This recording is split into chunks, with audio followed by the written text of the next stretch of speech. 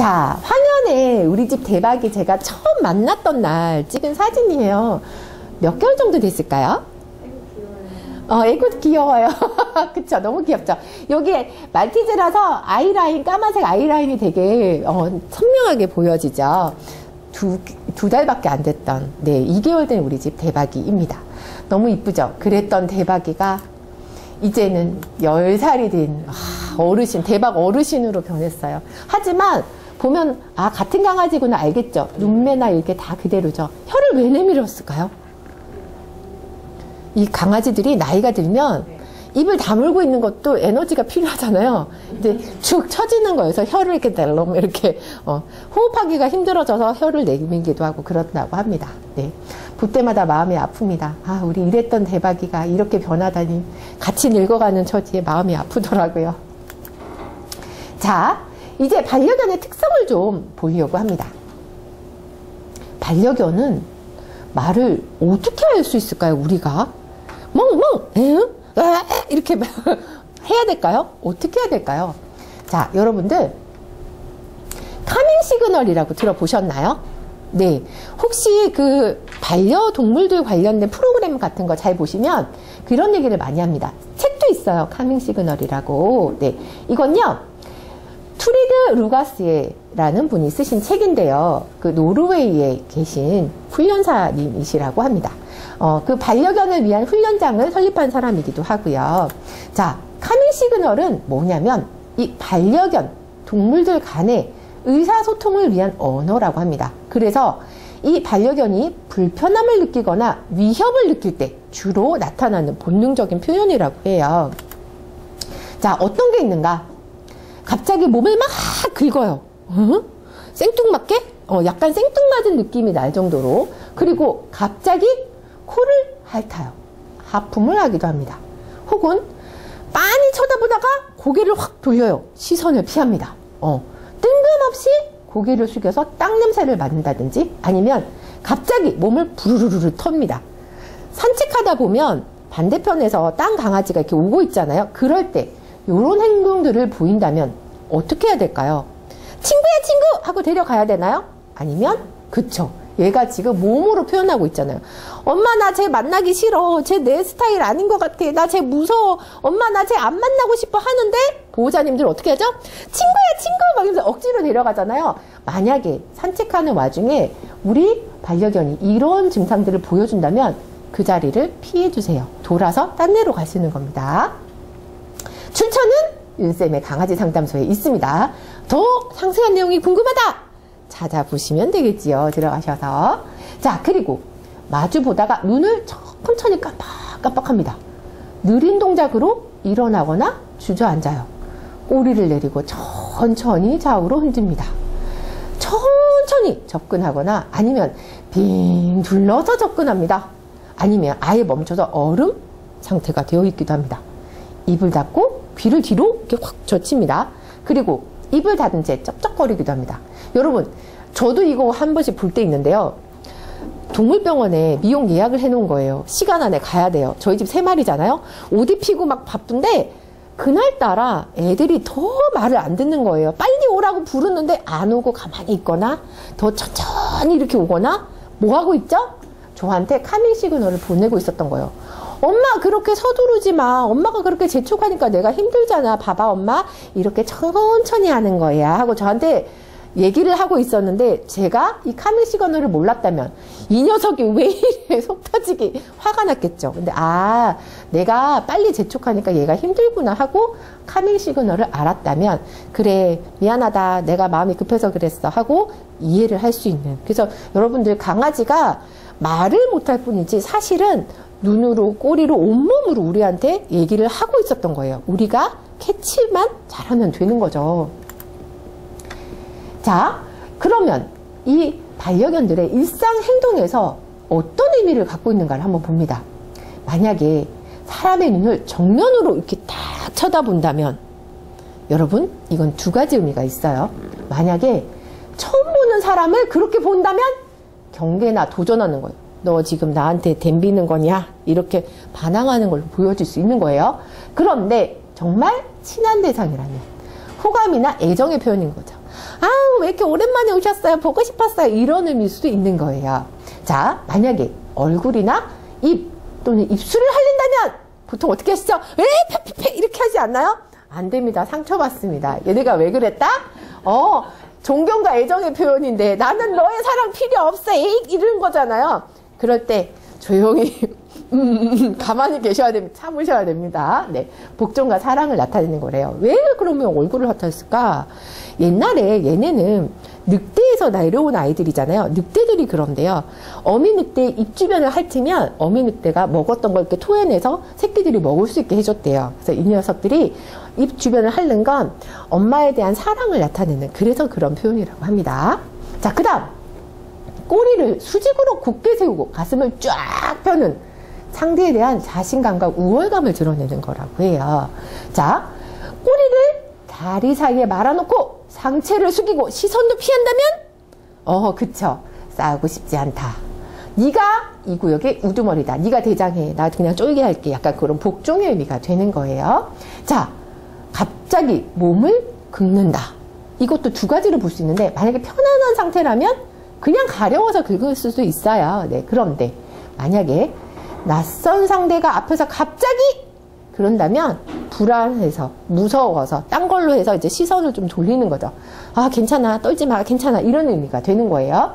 자, 혹은 내가 지금 마음이 많이 안 좋아, 너 이제 오지 마 하는 의미로 상대방 강아지한테 너 오지 마, 나 너 무서워, 너 그냥 지나가 하는 의미로 보여줄 수 있는 거예요. 자, 또는 코를 날름날름 핥아요. 근데 보통 강아지들의 코가 젖어 있거든요. 그래야 냄새를 잘 맡기 때문에 일반적인 아무렇지 않은 상황이라면 그냥 단순하게 냄새를 잘 맡기 위해서 코를 적시는 행위가 될 텐데, 만약에 낯선 환경이라면 얘가 긴장해가지고 나 여기서 빨리 도망가고 싶어 하는 그런 의미로 할 수 있다는 거죠. 만약에 내 반려견이 그런 증상을 보인다면 얘가 지금 이 상황이 되게 불편하구나 하고 피해 줄 수 있도록 해주시면 됩니다.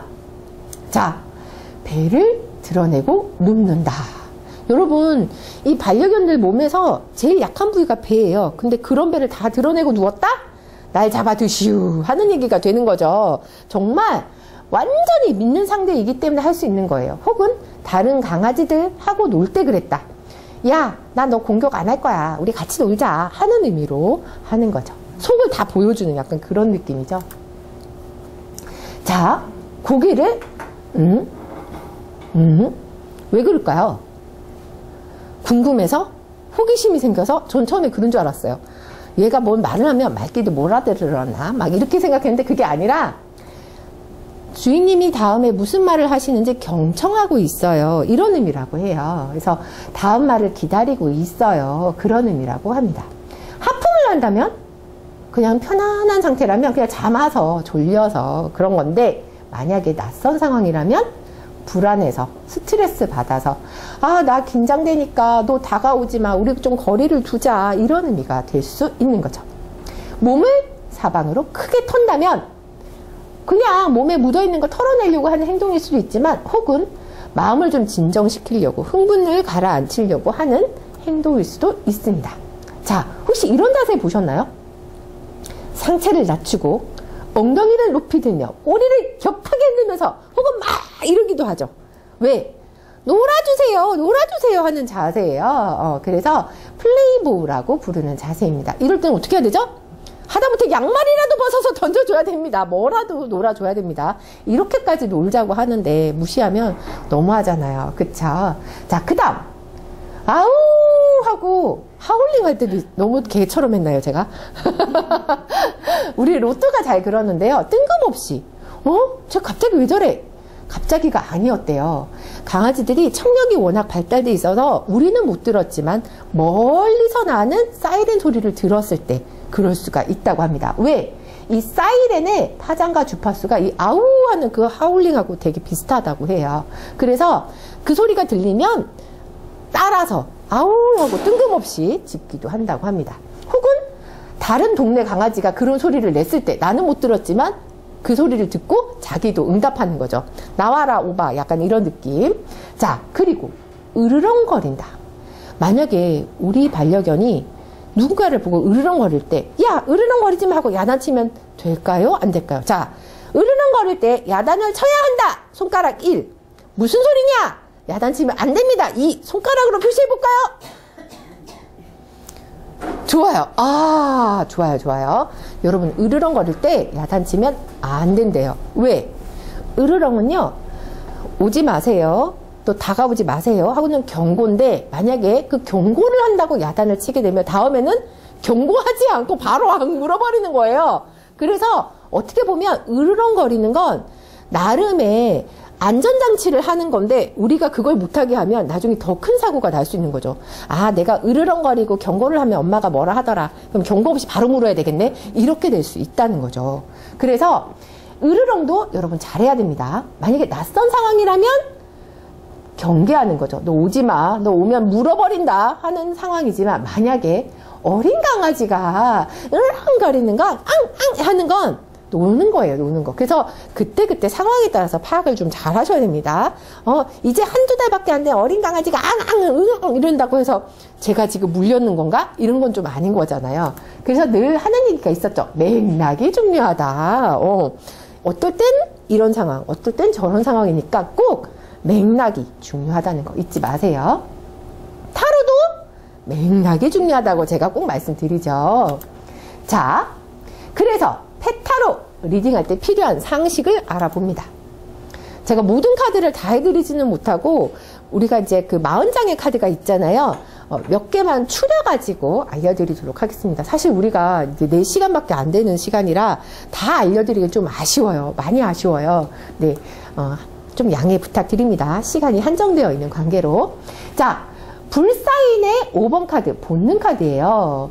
이런 거 많이 보시지 않았나요?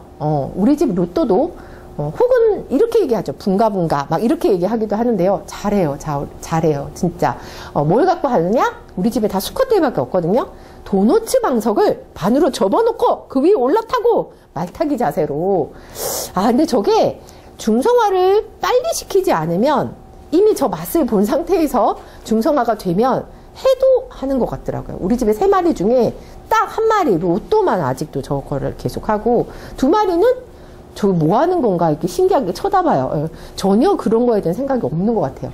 그래서 본능 카드가 나오게 되면 뭔가 성적인 욕망 아니면 식욕, 성취욕 뭔가 하고 싶은 어떤 욕구들 개의 본능적인 행동들 그런 걸 의미하는 카드가 됩니다.